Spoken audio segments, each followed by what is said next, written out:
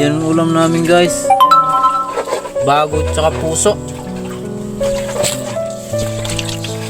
Yan, pinasaing na yun. Linisin mo na yan boss. Kakain ako kasi nagugutom na ako. Good. Yan, kain na yun guys. Dito yun sa ano, bundok. Hey guys, magkukupras kami. Yan no. Yan trabaho dito sa bundok. Saan mahirap na tao.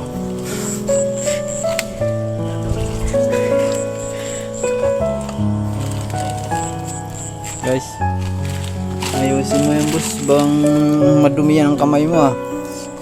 Bang tinitipid yung tubig ah. Ayan, guys. Yan, dito namin pipigayin yung nyog para gataan namin yung bago sa puso ng saging. Guys, Dapat. ito guys. Yung ano, maduming luto guys. Nakakataba. Ayan.